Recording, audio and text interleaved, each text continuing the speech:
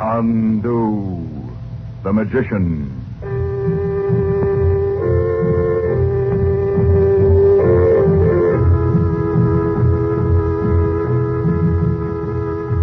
Good evening, ladies and gentlemen.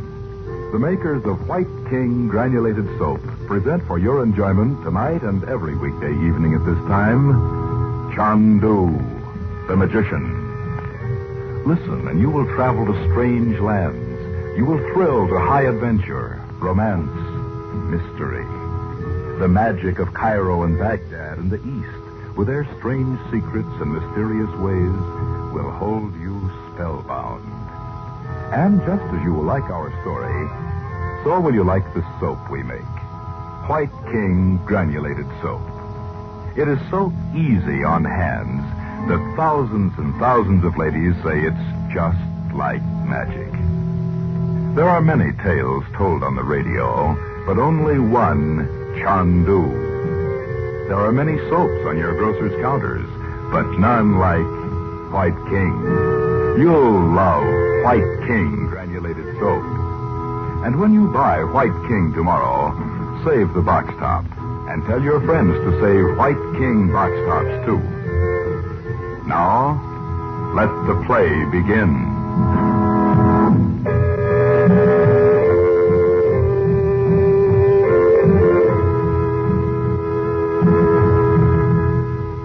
This is the story of Frank Chandler, known in the secret places of the Far East as Chandu, and of his widowed sister, Dorothy Regent, living in Beverly Hills, California, with her son Bob and her daughter Betty. It is twilight as our story begins. Dorothy Regent stands by the window, looking out into the darkening garden. Chandu, the magician. Mom! Where are you, Mother? In the living room? In the dark? Didn't Uncle Frank come? Oh, he'll be here in a little while, Betty. I'll turn on some lights. Hey, what gives, Mom? You look kind of funny. Oh, well, you startled me slamming the door. That's all, Bob. Oh, I'm sorry. We were in a hurry to see Uncle Frank. Where is he? He was at the airport when he called. Oh. Mother, what's the matter with you? Look, you've torn your handkerchief all to pieces. Why, so I have. What makes you so jittery?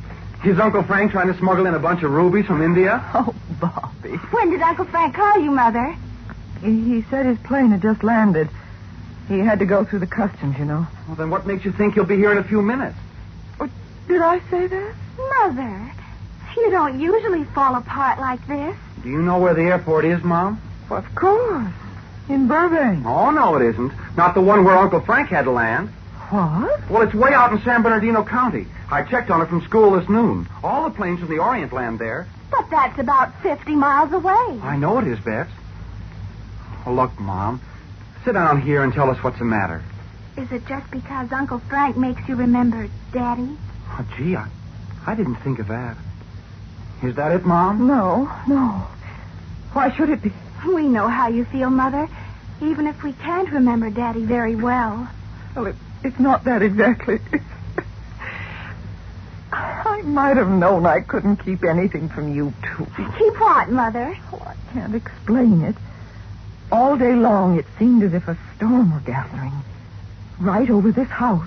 But it was a beautiful day. I know. But I've been going to the windows and even out in the garden, looking up, expecting... I don't know what. I couldn't seem to help it.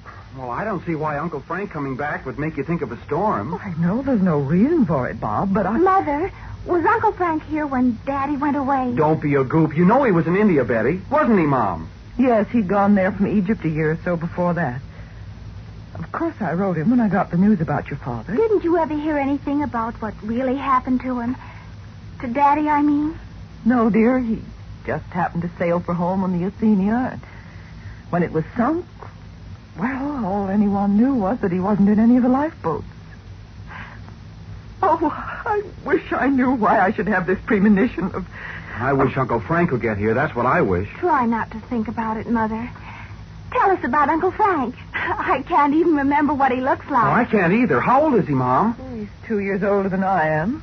He's tall, quite good looking. Oh.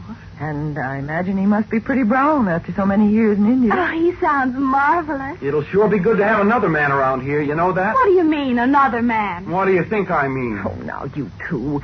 Betty, you better go up and change your dress before Uncle Frank comes. Okay. Gee, I hope he brought me a sari like East Indian women wear. And a veil. They make women look so mysterious. Oh, you make me tired. Go on, Betty. All right. You can change too, Bob. Never mind, I'll answer. Hello? Yes? Oh, Frank. Where are you?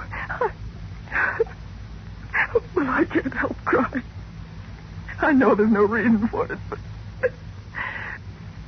Well, I'm listening. But you can't possibly get here in less than an hour. The traffic is... What? Yes, I'll do it, but I can't see how. All right. Yes, I will, Frank. I can't wait to see you. What does he want, What did he say? Oh, he wants us to draw the curtains and lock all the doors and turn off the lights. Why, for Pete's sake? What's wrong? He didn't say. Maybe he's going to play some kind of a trick, like he said he used to do when you were kids. Oh, I hope not. Not today. Well, I told him I'd do as he said. I'll see about the back door. You do the curtains, Betty. I'll lock the front door. Okay. I hope Uncle Frank isn't going to turn out to be one of those chintzy characters that hands out trick dribble glasses. Wouldn't that be awful? I don't see why we have to turn the lights off. Well, maybe he didn't mean that. Hey, Mom, does he really want the lights off? Yes, he does, Bob. He said he'd be here in 5 minutes. 50 miles in 5 Well, minutes. that's what he said.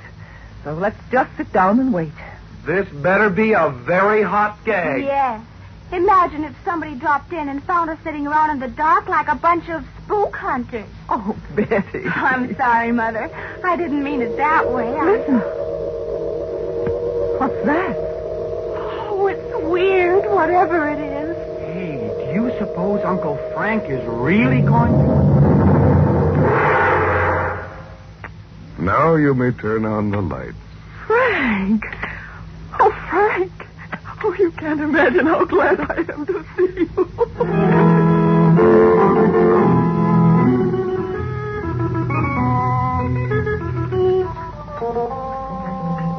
Well, go on, Uncle Frank. Tell us some more about India. Well, let him get his breath, Bob. Stella will bring the coffee into the living room. Yes, come on, Uncle Frank. Or do we have to get you a mat to sit on, like a yogi?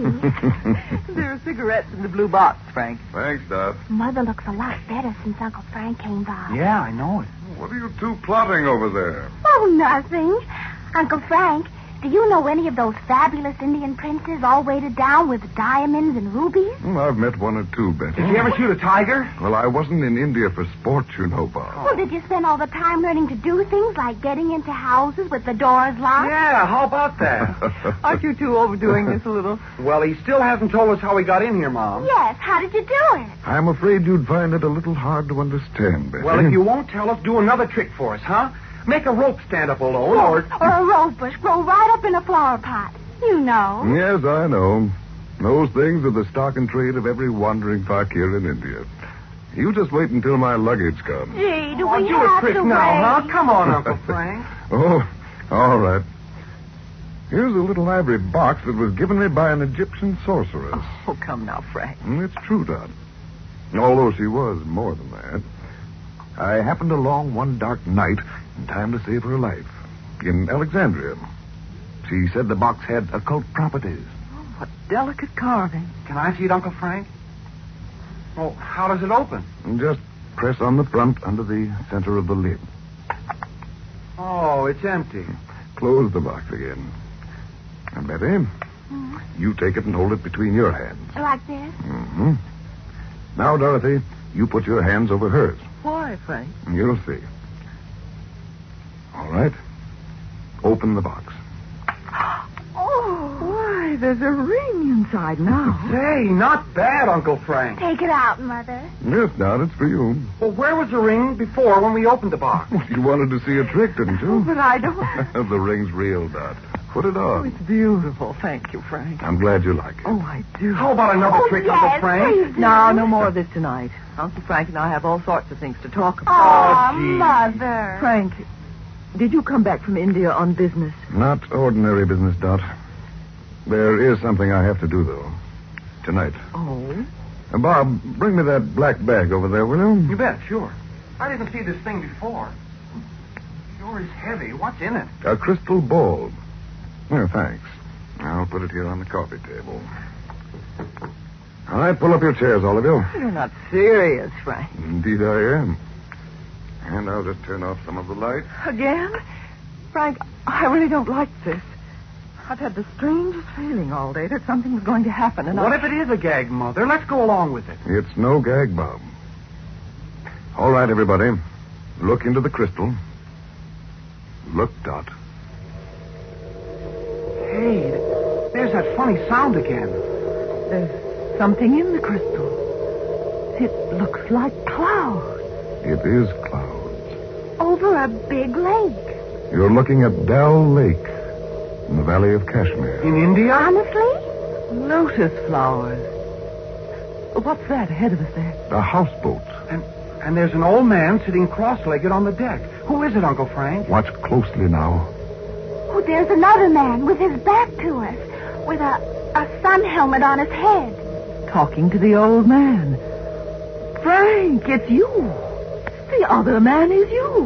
My son. Listen, Dorothy. Listen. You came to tell me you are returning to America. Something tells me I should go back, my teacher. You do well to heed the inner voice. Sit here beside me and look.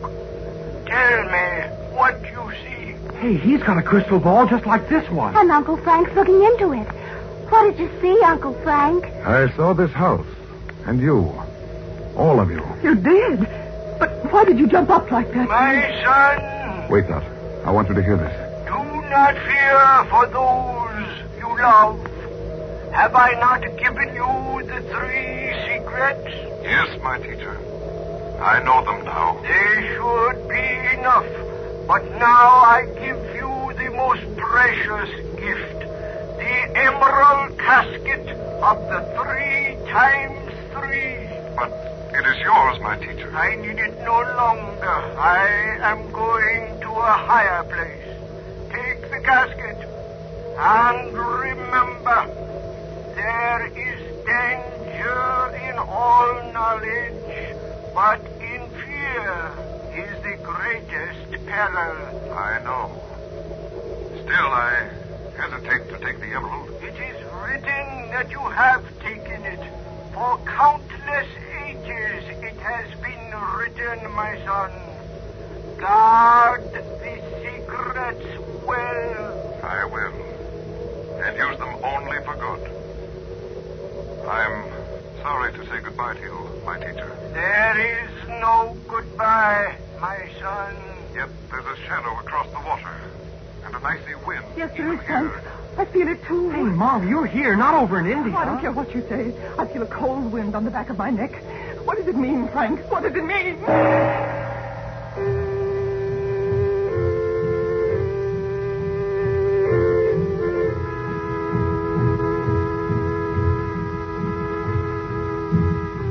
We pause before we say good evening to suggest that you and your family listen to Chandu every weekday evening at this time. Travel with us to strange places and faraway lands, into the mystery and intrigue of Egypt and the Near East. And, of course, we'd like to have you use the soap we make.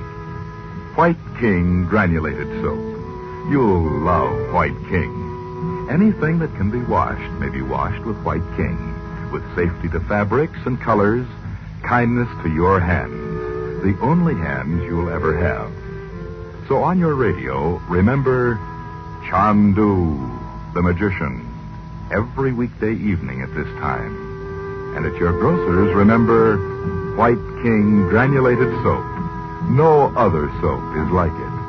You'll say no other soap has ever done your work so well. Good night.